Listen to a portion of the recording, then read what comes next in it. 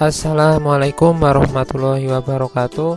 Perkenalkan, nama saya Ginanjar Fadli Prastowo Putra, peserta pelatihan dasar CPNS gelombang 7 angkatan 47 PPSDM Regional Yogyakarta tahun 2021 nomor 34. Pada video kali ini saya akan memberikan analisis dan identifikasi kasus akuntabilitas. Adapun kasusnya, mari kita simak video berikut ini.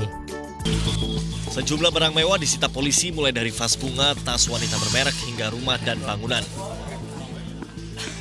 Barang-barang ini disita dari dua tersangka PNS yang menyalahgunakan dana klaim BPJS Kesehatan di RSUD Lembang, Jawa Barat.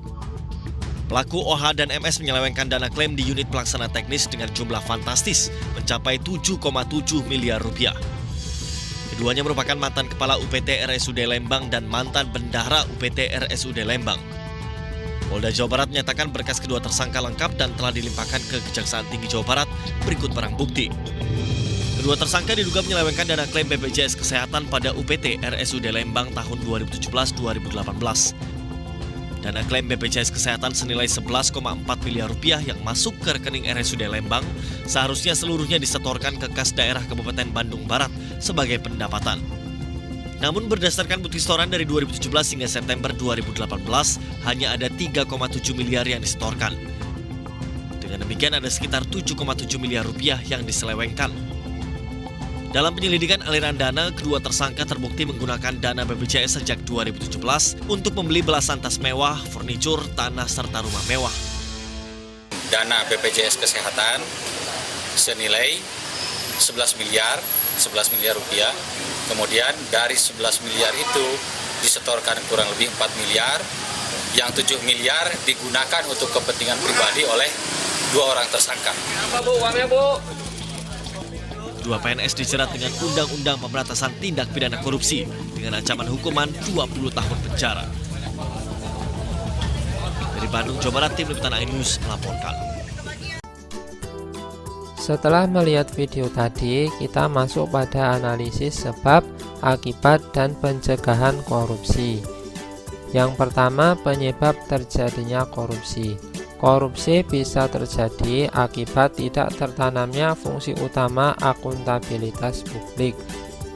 Fungsi utama akuntabilitas publik ada 3, yaitu peran demokratis untuk menyediakan kontrol demokratis, peran konstitusional untuk mencegah korupsi dan penyalahgunaan kekuasaan, dan peran belajar untuk meningkatkan efisiensi dan efektivitas. Selain itu, korupsi juga bisa terjadi akibat beberapa hal. Yang pertama, sifat rakus atau tamak yang dimiliki manusia. Artinya, manusia tidak puas dengan apa yang dimilikinya saat ini.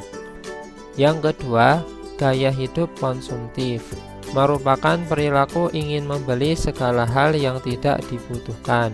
Yang ketiga, faktor politik. Politik dapat mendorong orang untuk melakukan korupsi karena politik berhubungan dengan kekuasaan. Siapapun orangnya akan melakukan segala cara demi mendapatkan kekuasaan tersebut. Dan yang keempat, faktor hukum. Penegakan hukum yang lemah tentu saja akan membuat seseorang dengan mudah melakukan korupsi, dikarenakan tidak adanya rasa takut dalam diri mereka akibat melakukan tindak korupsi. Selanjutnya, akibat tindak korupsi. Tindakan korupsi merupakan tindakan yang sangat merugikan negara. Korupsi mengakibatkan melemahnya pertumbuhan ekonomi suatu negara, meningkatnya kemiskinan, serta meningkatnya ketimpangan pendapatan. Dan yang terakhir, cara mencegah korupsi. 1. Berikan hukum berat pada koruptor.